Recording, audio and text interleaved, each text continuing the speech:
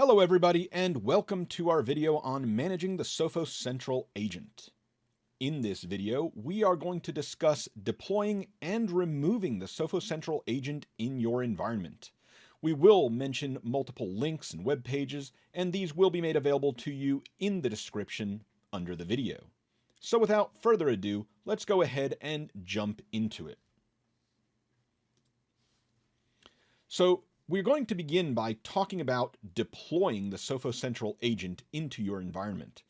This comes with a number of options. We can do manual deployments, scripted installations, we can take advantage of third-party tools, or we can use any of the various integrations that work with Sophos Central.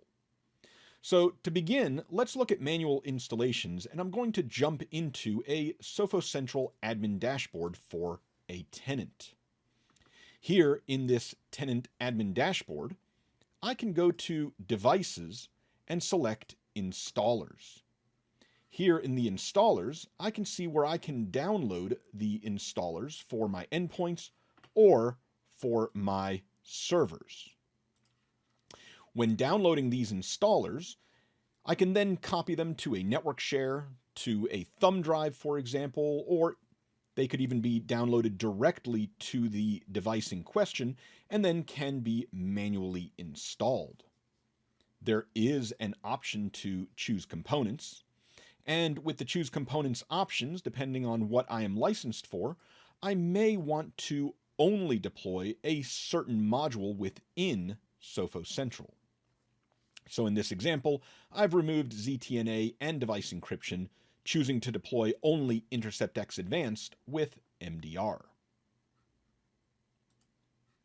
Now, this installer will install only for the tenant from which it is downloaded. And this installer can also be used with various switches to adjust the way that the installation occurs. You'll find that we have a page dedicated to the installer command line options, and we have them for both Windows and Mac. These will allow you to customize the installation of Sophos Central for that device. Now, that being said, we can choose to take this one step further and script the installation. We have a page dedicated to different installation methods, and within the installation methods, you'll find that scripting is one of the sections. When it comes to scripting an installation, we can use the installer that was downloaded from the central admin dashboard, and then we can use this within our script to deploy to multiple machines. In one of the examples given here, this shows how to create a script and then use that script to deploy by taking advantage of Windows group policy. In fact, we provide a script that can be copied and modified for your use so that you have a starting point that you can edit. Now, coming back to the central admin dashboard, besides being able to download and run an installer, we do have an option to send the installer to users. Clicking this link will take me to my people, where I can choose to select a user and click the email setup link button. Now, there are some caveats here that you must be aware of.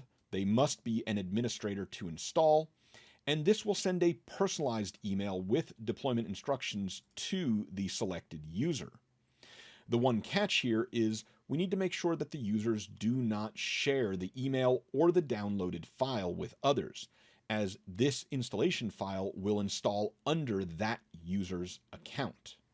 So these are really intended solely for the recipient of the email.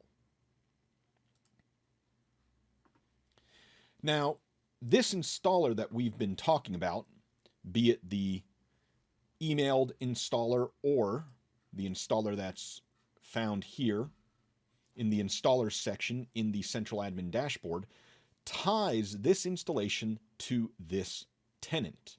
And while we can script much of this for the tenant, it doesn't allow you to script out a more complex installer to cross multiple tenants. If we wanted to do that, we would come to our Partner Central dashboard. And in the Partner Central dashboard, we have a deployment menu. And here you can see we have both our Windows and our Mac options available. For each one, we have an installer file.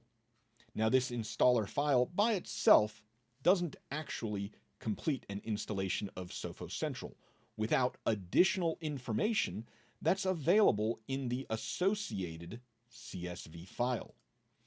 These CSV files contain important information to connect the installer to a specific tenant, thus allowing us, with some clever scripting, to create a script that may be able to detect which tenant we are deploying in and then customize the installation for that tenant.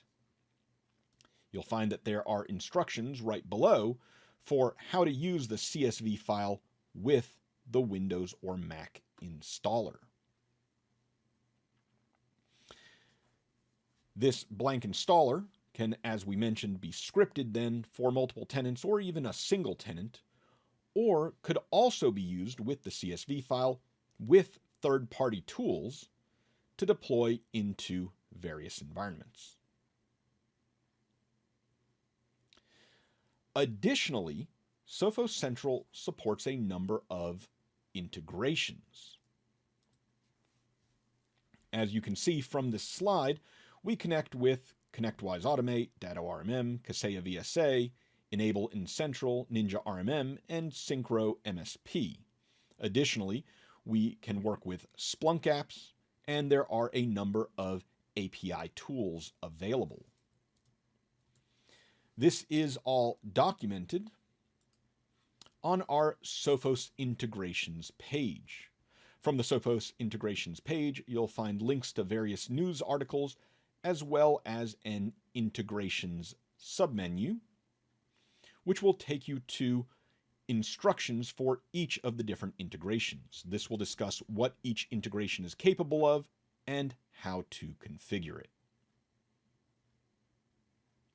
All right.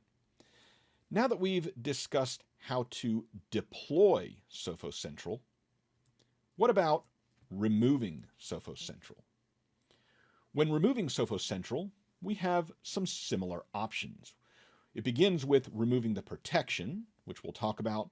You can do manual uninstallations, scripted uninstalls, and we'll mention really quick one page in case you have issues.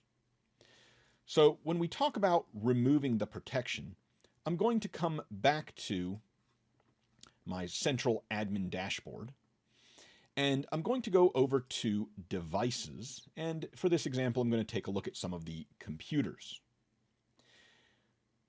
When I select a computer, there is an option to manage endpoint software.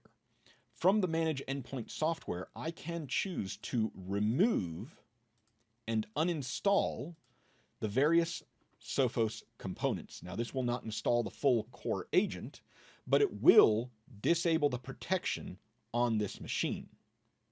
If I click Save, the next time that machine checks in, that protection will be removed. I can also go into a machine, into one of the various machines, and if I scroll down to the tamper protection section, I can turn off the tamper protection. This will allow me to then manually uninstall Sophos Central from this device. So once tamper protection is disabled, I can go into, for example, the add remove programs if it's a Windows machine, and I can choose to uninstall Sophos from that machine. Additionally, we do have a page dedicated to uninstalling Sophos through a script.